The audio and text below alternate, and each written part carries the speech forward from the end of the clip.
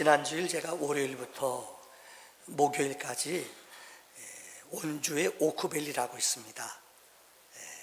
삼성그룹에서 그 따님, 삼성그룹 가운데 예수를 잘 믿는 분이 있더라고요.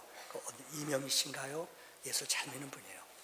거기에다 그 골프장을 만들고 그 시설, 아주 참 목사들이 550명이 가서 3박 4일 동안 기도하고 은혜 많이 받고 왔습니다. 특별히 저는 이번에 온 주강사가 이재철 목사님이라고 있으세요. 이번에 은퇴시라고 그러더라고요. 고은하 씨라면 더 잘 알 거예요. 고은하 씨 알죠? 고은하 씨가 고 씨가 아니에요, 여러분들. 그 동생은 이 씨예요. 친동생 이재철 목사. 그럼 그분은 이 씨입니다. 이번에 오셔서 참 우리에게 주강사로 저녁 시간마다 설교를 하는데 참 목사가 도전을 많이 받았어요. 설교 제목이 무엇인가 하면은 목사가 목사에게 던지는 7가지 질문, 7가지 질문을 하나하나 풀어가면서 우리에게 말씀을 이렇게 가르쳐 주셨어요. 저는 그 설교를 들으면서 내가 여러분들에게 목회를 하면서 목사가 교인들에게 던지는 7가지 질문이라는 제목으로 저는 바꾸어서 여러분에게 말씀을 첫 번째 드리려고 합니다. 첫째는 무엇인가 하면은 나는 지금 왜 목사로 살고 있는가? 여러분, 저에게 첫 번째 던져진 질문이 당신은 지금 왜 목사로 살고 있는가라는 소명에 대한 이야기입니다. 소명을 가지고 목사를 하는가? 아니면 죄송합니다, 이 내 밥 때문에, 내 일용할 양식 때문에 내가 목사 일을 하고 있지 않는가? 첫 번째 던지는 질문이었습니다. 여러분, 신앙생활하면서 제일 무서운 게 매너리즘의 습관에 빠지는 거예요. 그냥 구태연하게 생활하는 거예요. 저는 이 질문을 여러분에게 던집니다. 여러분은 진짜 성도로 살아가고 계십니까? 하나님의 부름을 받은 사람답게, 예수 믿는 사람답게 구별되게 살아가고 있습니까? 그냥 부모님이 교회 다니니까는 그저 우리 집 주일날 평화를 위해서 주일날 한 번 와주는 거로 하나님과 전혀 상관없어요. 그냥 취미생활로 왔다 갔지는 않습니까? 두 번째 질문이었습니다. 출애굽할 때의 이스라엘 백성들에게는 두 요종의 지도자가 있습니다. 첫 번째는 아론입니다. 우리가 알다시피 이스라엘 백성이 애굽에서 430년 동안 종살이 했잖아요. 거기는 그들이 머무를 땅이에요. 머무를 땅이 아니에요. 예배도 없고 할례도 없고 말씀도 듣지 못해요. 지질이 고생하고 어둠 속에 살아요. 그런데 하나님이 모세라는 지도자를 통해 그 백성들을 장정만 60만 명을 이끌고 출애굽 홍해를 건너 그들을 예배자로 부르셨어요. 하나님의 약속의 땅, 영적인 천국을 말해요. 가나안 땅을 향해 인도해내는 것, 이게 우리 인생의 여정이에요. 그런데 홍해를 건너 백성들이 40년 동안 광야 생활을 하는데 모세가 백성들이 순간순간 물이 없다, 양식이 없다, 적군들이, 아말렉 사람들이, 그 원주민들이 그들을 공격하면 그때마다 백성들은 대부분 낭망하고 불평하고 돌아가요. 애굽에서 우리가 고기 먹었을 때가, 부추 먹었을 때가 좋았어요. 다 불평하고 뒤로 돌아가요. 그게 인생이에요. 그래서 모세가 너무 안타까워서 백성들을 위해서 어떻게 해요? 시내산에 올라가 40일 동안을 금식하며 하나님 앞에 기도하며 율법, 십계명을 받아오지 않습니까? 근데 여러분 아세요? 아론 형이 뭔지 알아요? 아론은 어떤 애 했어요? 백성들이 불평 원망하니까 그들의 비유 맞추느라고 그래 우리를 인도한 신을 보여줘라, 만들어달라. 그들이 금딱지 가져와요. 이것 가지고 우리 신을 만들어달라. 아론은 하나님의 기적, 하나님이 누군지 알아요. 근데 이게 포퓰리즘이에요. 백성들의 민심, 백성들의 마음, 불평 와해시켜주려고 이걸 가지고 뭘 만들었어요? 금송아지를 만들었어요. 이게 하나님이다. 여러분, 목사 가운데도 성도들 옹야옹야 비유 맞추며 설교해요. 왜요? 요새 잘못 얘기하거나 혼내면은 다른 교회 가거든요. 그러니까 목사들이 교인들, 개척교회는 더 심하대요. 얼마 없으니까요 엉망으로 살아요. 이런 말 했다가 그 교인 떠나요. 말을 못한, 이거 얼마나 가슴 아픈 얘기예요. 제가 코칭하면서 작은 교회 목사님 5분을 섬기는데 정말 가슴이 아파요. 눈물이 나 정도예요. 말을 못한대요. 백성들, 그냥 교인들 비유만 맞추죠. 그래요 괜찮아요, 최고예요, 최고. 뭐가 최고예요? 꼴찌지요 그게. 근데 모세는 그렇지 않아요. 40일 금식하고 내려왔더니 그들이 하는 일들이 뭐예요? 금송아지마다 거기다 절하고 있어요. 모세가 너무 격분해서 이 돌판을 던져버렸어요. 그리고 그들을 책망을 했어요. 저는 질문을 받으며, 너는 진짜 목자로서 교인들이 병들고 권사들이 엉터리짓하고 예배 생활도 엉망인데 너는 진짜 그들을 책망하느냐? 사실 자유롭지 못했어요. 여러분에게 묻습니다. 여러분은 진리 때문에 핍박받거나 비난받아 본 적 있습니까? 예수님 믿는 것 때문에 핍박당하거나 오해받거나 직장이나 여러 사람들 앞에 손가락질 받아본 적 있습니까? 아마 거의 없을 거예요. 왜 그런 말 안 하고 그냥 눈 감고 편하게 사니까 하느냐. 세 번째 질문이었습니다. 나는 목회에서 얼마나 자발적인 고독이 수반되어 있는가? 원래 외로움이라는 말과 고독이라는 말은 틀립니다. 외로움은 뭐냐? 내가 인격이 나쁘고 늘 폭탄이에요. 나만 들어가면 사람들이 피해요. 이건 외로움이야. 나는 왜 외로워? 어디 가든지 안 할 말하고요. 그런 사람 욕심만 부리니까 사람들이 피해요. 이게 폭탄이에요. 이건 외로움이에요. 사람들이 나 같으면 피해요. 너무너무 약삭빠르게 살고 이기적으로 살아서 친구들이 피해요. 이건 외로움이에요. 왕따 당하는 거예요. 근데 고독은 그게 아니에요. 예수님께서 오병이의 기적을 베풀었어요. 온 무리들이 예수님께 나와서 우리 왕이 돼서 우리를 다스려주고 우리에게 늘 일용할 양식 주세요. 예수님을 왕으로 삼으려고 그랬어요. 근데 주님은 어떻게 했어요? 그들을 피했어요. 그래서 어떻게 했어요? 한적한 곳에 홀로 가서 하나님께 뭐 했어요? 기도했어요. 나 혼자 영적인 외로운 시간. 사람들이 모이면 기뻐해요. 요새는 영성이 너무너무 영성이 바닥이 나요. 이유는 스마트폰. 우리 교회는 나요. 어느 교회는 그냥 예배 시간에 스마트폰 젊은이들이요. 이 스마트폰 가지고 중독이 돼가지고 예배 시간에도 혼자 막 정보 찾고 있어요. 여기 고개 숙인 사람 고개를 드시오. 이게 없으면 예배 시간에도 중독이 돼요. 무섭대요. 여러분 그렇지 않아요? 하나님과 교제하는 고독한 시간. 주님도 때로는 울기도 하셨어요. 하나님과 영적으로 교제하는 새벽의 시간. 여러분 영적으로 하나님을 만나는 영적인 시간이 여러분에게 얼마나 많아요? 우리는 그거 싫어해요. 조금만 혼자 있어도 불안해요. 조금만 혼자 있어도 텔레비 봐야 돼요. 너무나 미디어에 중독되어서 하나님과 고독하게 영적인 친밀한 시간을, 교제의 시간이 없어요. 아무도 모르죠.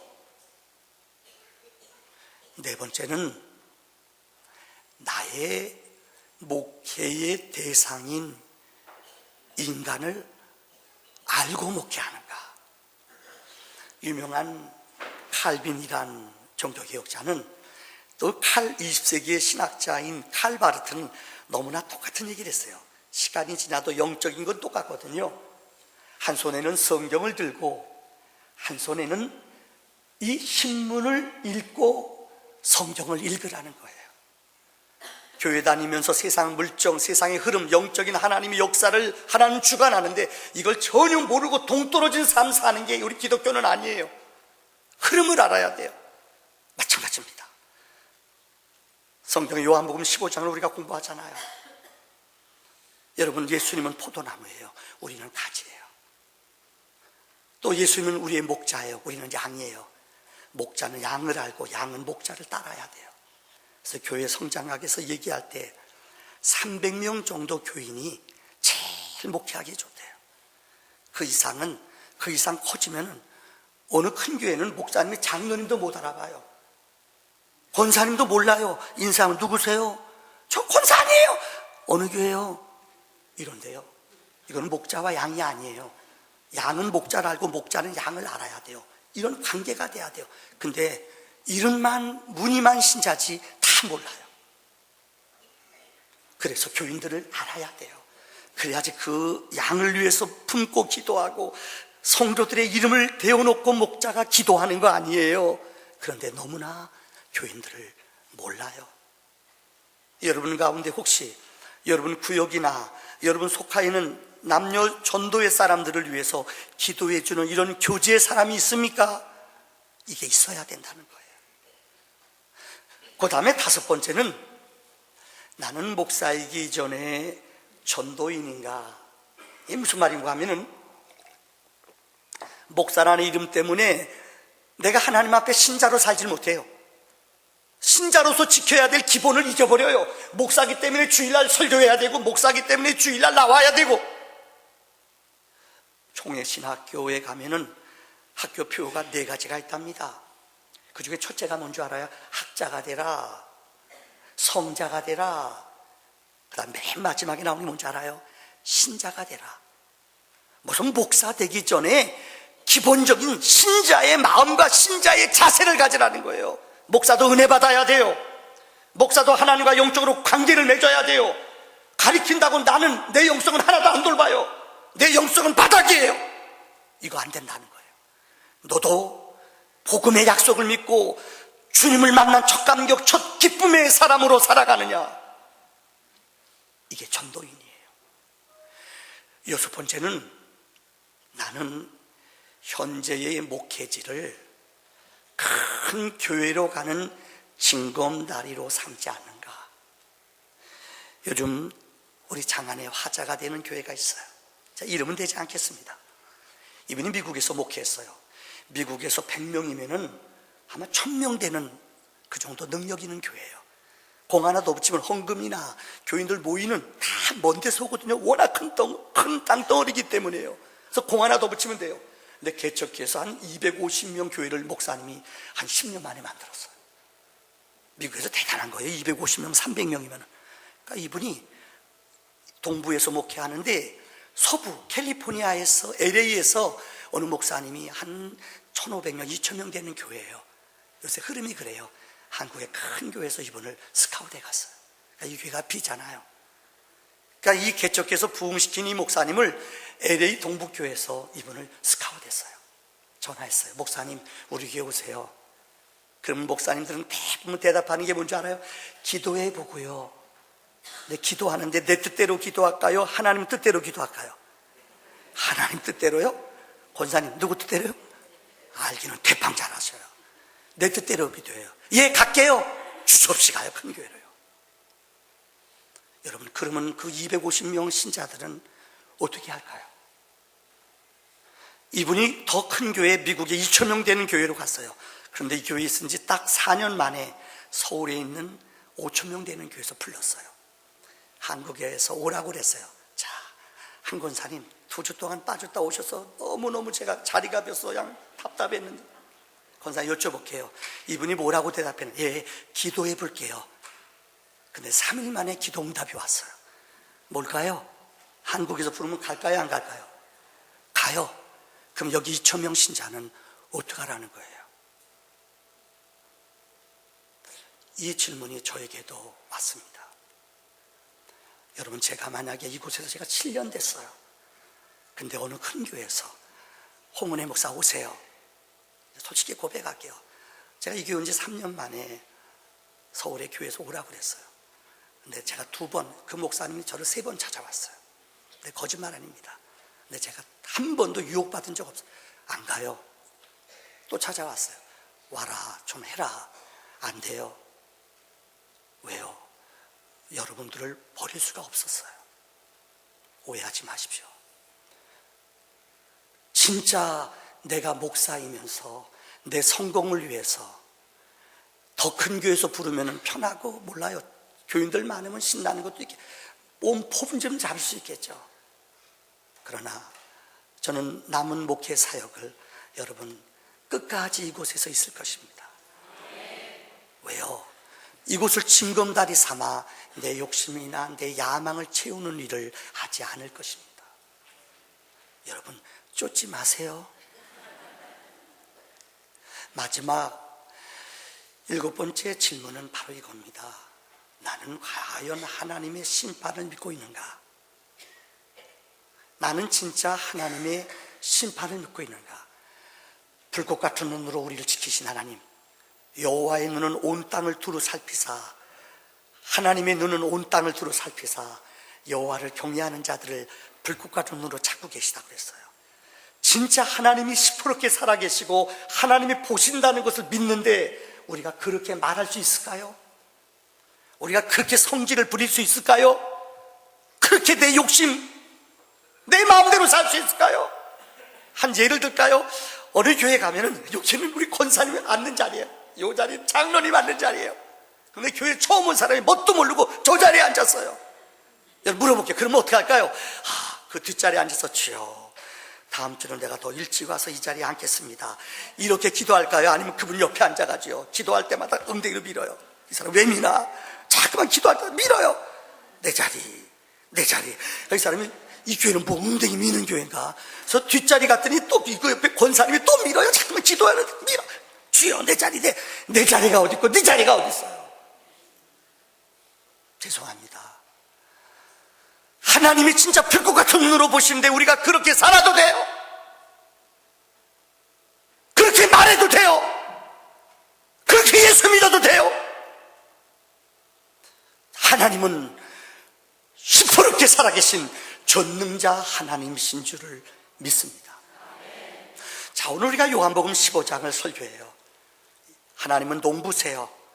예수님 뭐라고 그랬죠? 예수님은 포도나무예요. 우리는 뭐예요? 우리는 가지예요. 우리는 잘났건 몰랐건 어디에만 붙어 있으면 돼요? 예수님은 포도나무에만 붙어 있으면 돼요.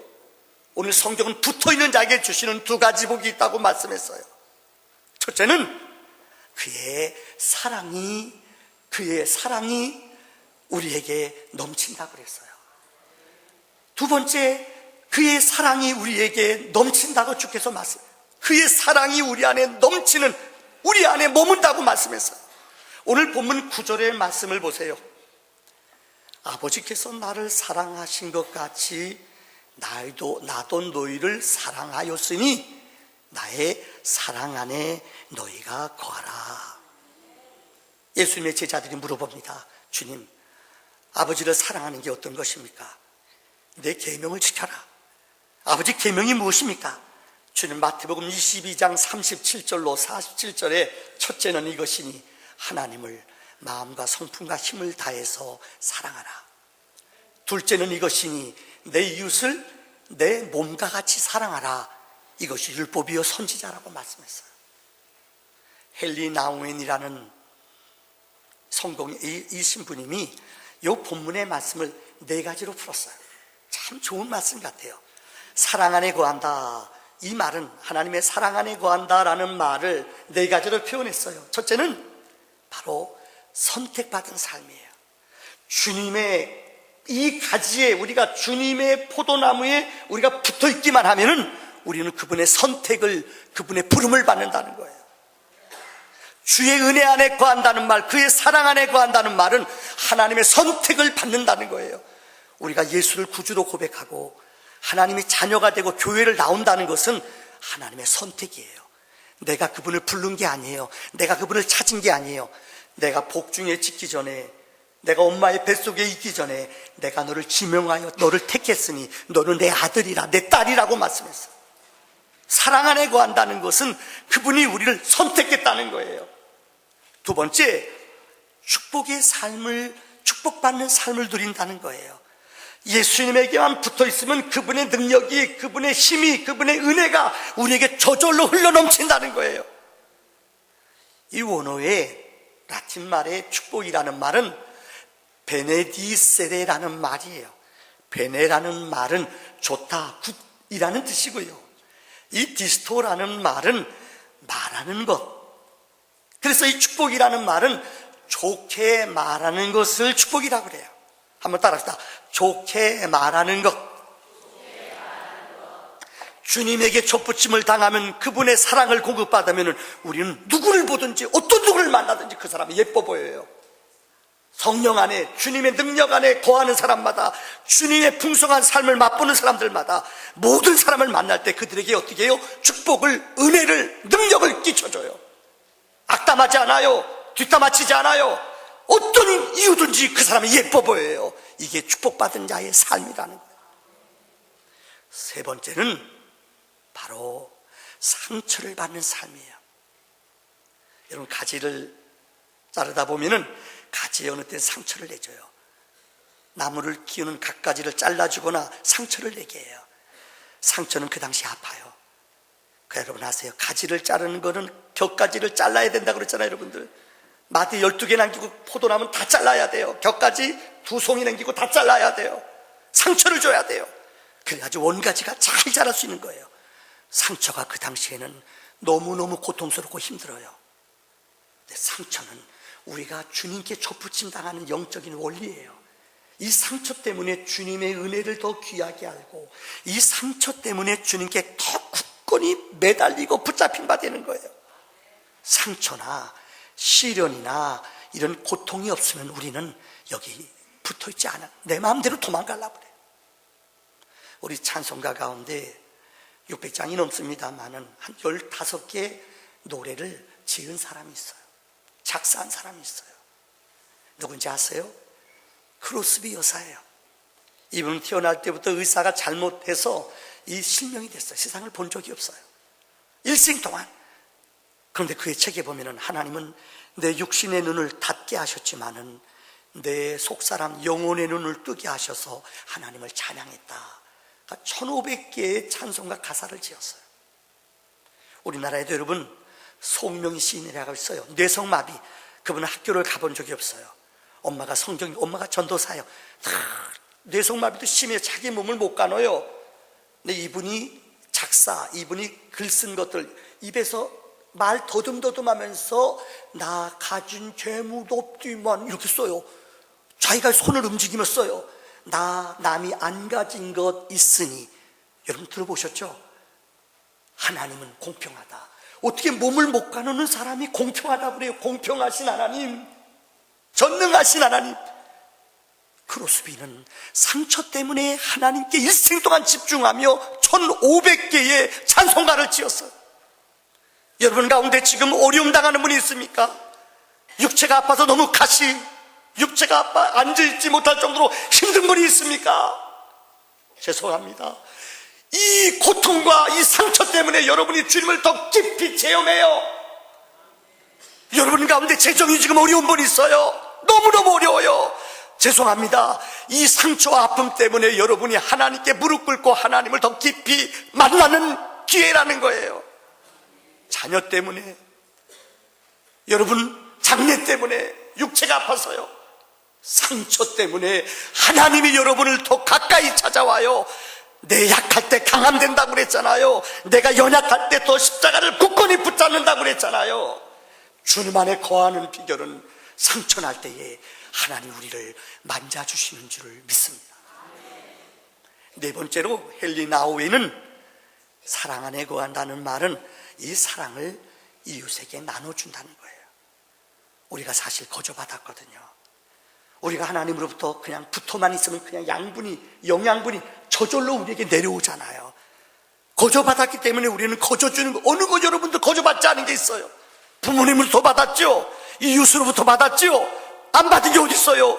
그러니까 우리가 나눠주는 것, 나누는 삶, 거룩한 기름 부음을 이웃에게 흘러내리는 삶, 이것이 하나님이 원하시는 아름다운 기쁨의 삶인 줄을 믿습니다. 마지막 결론 세 번째로, 하나님은 우리에게 오늘 본문의 말씀 기쁨을 충만하게 허락한다고 그랬어요. 여기 11절의 말씀을 보세요. 내가 이것을 너희에게 이름은 내 기쁨이 너희 안에 있어 너희 기쁨을 충만하게 하려 함이니라 라고 말씀했어요. 우리 주님은 기쁨이에요. 주님 안에 거하는 사람은 그분의 기쁨이 내 안에 차고 넘쳐요. 늘 말씀드립니다마는 기쁨은 두 가지가 있다고 그랬죠. 첫째는 세상에서 주는 기쁨, 흔들고 먹고 마시고 육적인 기쁨이에요. 이걸 영어로 플레저라고 그래요. 이 기쁨은 일시적이에요. 한시적이에요. 잠깐 싱그루처럼 왔다가 가버리는 거예요. 이게 세상의 기쁨이에요. 그런데요, 하나님이 주는 기쁨이 있어요. 이게 뭐죠? 이걸 영어로 조이라고 그래요. 내면의 기쁨, 구원의 기쁨, 생명의 기쁨. 하나님은 기쁨이에요. 내 안에 거하는 자는 그분의 기쁨이, 그분의 능력이, 그분의 감격이 내 영혼 안에 넘쳐나요. 그래서 여러분, 느헤미야서 8장 10절의 말씀에 보면은 여호와로 인하여 기뻐하는 것이 너희의 힘이니라. 하나님으로 인하여 기뻐하는 것은 우리에게 능력이 되고 우리에게 생명이 되고 권세가 되는 줄을 믿습니다. 신명 이사야 62장 4절의 말씀을 보면은 다 같이 읽어 시작. 다시는 너를 버림받은 자라 부르지 아니하며 다시는 내 황무 부르지 아니하며. 하나님이 이스라엘이 지금 고통 아픔 속에 머물러 이방인들에게 너무나 큰 고통을 당하여 내가 너희를 버림받은 자라 너희를 황무지라 부르지 아니하며 내가 너를 이제는 뭐라고요? 헵시바가 아니에요. 무슨 바요? 시작. 헵시바가 뭐냐? 헵시바라는 말 그 주석에 보면은 나의 기쁨이 내 안에 있다, 나의 능력이 내 안에 있다. 예수를 믿으면 우리의 이름을 황무지라 버림받은 자라 하지 않고 너의 이름을 헵시바라 한다고 그랬어요. 너 안에 내 기쁨이 있다는 거예요. 오 이 기쁨 주님 주신 것. 그 다음에 어떻게 해요? 오 이 기쁨 누가 주신 거요? 주님 주신 끝. 여러분, 주님이 주시는 주님과 동행할 때 구원의 감격, 생명의 감격, 능력의 감격으로 살아가는 사람은 환경, 조건 때문에 기뻐하는 게 아니에요. 여호와로 인하여, 여호와의 능력으로 인하여 헵시바, 그분이 내 안에 그분의 기쁨을 주셨어요. 그래서 내 안에 영혼의 헵시바가 일어나는 줄 믿습니다. 스바냐 3장 17절에 보면은 너의 하나님 여호와가 너의 가운데 계시니 구원을 주실 분이다. 그가 너로 인하여 기쁨을 이기지 못하며 잠잠히 너를 사랑하사 즐거이 부르며 노래 기뻐하리로다. 우리 한번 이 노래를 한번 불러봅시다. 반주 좀 해주실래요?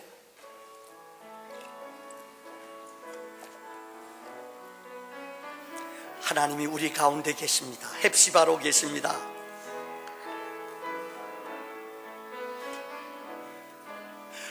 너의 하나님 여호와가 너의 가운데 계시니 그분은 우리에게 무엇을 주셨어요? 그는 구원을 베푸실 전능자시라.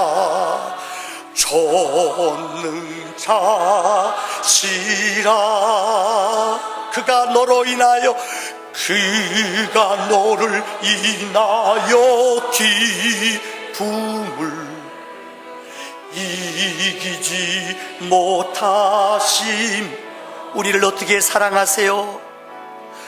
너를 잠잠히 사랑하시며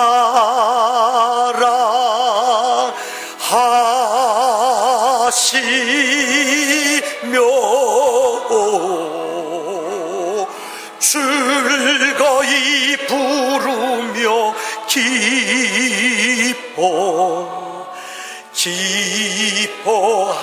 기뻐하시리. 즐거이, 다시 한번 즐거이 부르며 기뻐하.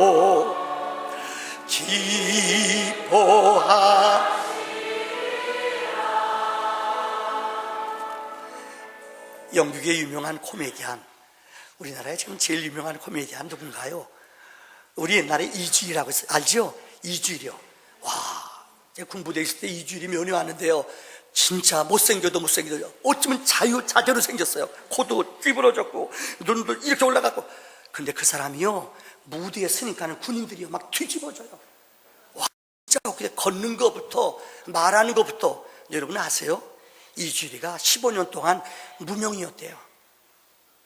뭐 다른 얘기 안 하게, 하춘아가 옛날에 이리 가서 사고 났을 때 그때 구해줬대요. 그래서 하춘아가 매니저 소개해서 그때부터 떴대요. 여러분 아세요? 이 주일이요? 영국의 가장 유명한 코미디 가운데 카리니나라는 사람이 있어요. 정말 웃겨요. 이분은 공부도 많이 하고 똑똑해요. 근데 무명을 10년을 보냈대요. 근데 인기를 얻었는데, 방송국에서 인기 얻었는데 인기 떨어질까봐 막 잠을 못 자요. 불안해요. 제가 아는 연예인들 가운데, 제가 아는 분들 가운데 정말이에요. 혹시 여러분 아이비라고 있어요? 아이비라고 들어보셨어요? 가수 있어요. 몰라도 아는 척 해도 돼요. 물어보지 않을게요. 아이비가 인기 얻었어요. 그러니까 불안하니까 내가요, 정말이에요, 인기 떨어질까봐 벌벌 떨어요. 한번 인기 1년 없다가 인기 날아가 버릴 수 있거든요. 이 사람들이 막 잠을 못 자요. 그래서 이 유명한 까리니라라는 사람도 수면제가 없으면 잠을 못 자요. 근데 점점 약이 세져요. 세상 인기가 그래요. 한번 유명한 일하여 수면제 이거 잠 안 오면 먹으라고. 참 시간 자다 2시에 딱 일어나가지고 깜짝 놀랐게. 왜요? 내가 약을 안 먹었거든요. 수면제 먹고 또 잤대요. 아주 유명한 일하예요. 수면제 안 먹고 자면 그냥 되는 거 아니에요. 자다가 새벽 2시에 빨리 일어났대요. 왜요? 의사가 먹었는데 약을 안 먹었거든요. 약 먹고 또 잤대요. 근데 까리나가 너무 그래도 불안해요. 인기 떨어질까봐, 이거 뺏길까봐 막 두렵고 떨리는 거예요. 그래서 병원에 갔대요. 정신질환 치료를 받았어요. 의사가 그러더래요. 당신은 마음을 고쳐야 되겠다. 좀 몸 무거운 거, 두려운 거 내려놔라. 내가 내려놔집니까? 안 내려놔져요. 그래서 그분이 그랬대요. 당신 비결이 하나 있다. 우리나라에서 제일 유명한 까리나 이 사람 코미디 프로를 매일마다 1시간씩 봐라. 그러니까 그분이 내가 그 사람인데요. 우스갯소리죠. 유명한 일화예요. 세상에서 얻어지는 기쁨, 이주리 못생겨서 죄송해요, 쓰지, 이런 거 있죠. 이거 한두 번은 재밌어요. 근데 잠깐만 봐봐요. 세상의 즐거움은 신기루예요. 없어져 버려요. 근데 주님이 주시는 기쁨을 누리는 사람은 아세요? 사도 바울이 성경, 신약 성경 27권 가운데 13권을 썼어요. 신약 성경 27권 가운데 13권을 바울이 썼어요. 바울의 신학을 표현하자면 한마디로 헬라 말로 엔 크리스토스, 예수 안에요. 이전에 내가 예수를 믿기 전에는 예수님과 상관없이 살았어요. 내 마음, 내 잘난 맛, 내 멋으로 살았어요. 근데 예수 믿으면 바울은 이렇게 말해요. 너희가 내 안에 거하면, 우리가 주님의 가지 안에 거하면, 주님의 포도나무에 붙어있기만 하면은, 엔 크리스토스, 예수 안에 거하면은 그분의 능력이, 그분의 기쁨이, 그분의 사랑이 내 안에 넘쳐나는 줄을 믿습니다. 하나씩 하나 여러분에게 읽어드리고 말씀을 마칠게요. 자, 반주 한번 해주실래요? 이런 시가 있어요. 내 원수를 친구처럼 사랑하라. 그러면 너는 하나님의 친구가 될 것이다. 내게 무관하고 낯선 사람일지라도 사랑하라. 그러면 하나님이 가까이 여러분 곁에 있게 될 것이다. 내 마음이 끌리지 않는 사람도 사랑으로 받아들이라. 하나님께서 너를 용접하실 것이다. 너를 미워하는 사람에게 선을 행하라. 하나님께서 그의 사랑을 넘치도록 부어주실 것이다. 너를 용납하지 않는 사람을 초청하라. 하나님께서 내게 하늘 영광문을 넓게 여실 것이다. 여러분, 이 십기절 가운데 기억되는 게 있어요. 내가 먼저 손 내밀라는 거예요. 내가 먼저 그분을 영접하라는 거예요. 내가 먼저 인사하라는 거예요. 내가 먼저 그 사람을 용납하라는 거예요. 그러면 하나님의 기적이, 막혔던 답이 뚫어지는 기적이 임하는 줄을 믿습니다. 우리 함께 기도합시다. 오늘 이 말씀을 기억하면서 여러분 우리 이렇게 기도했으면 좋겠습니다.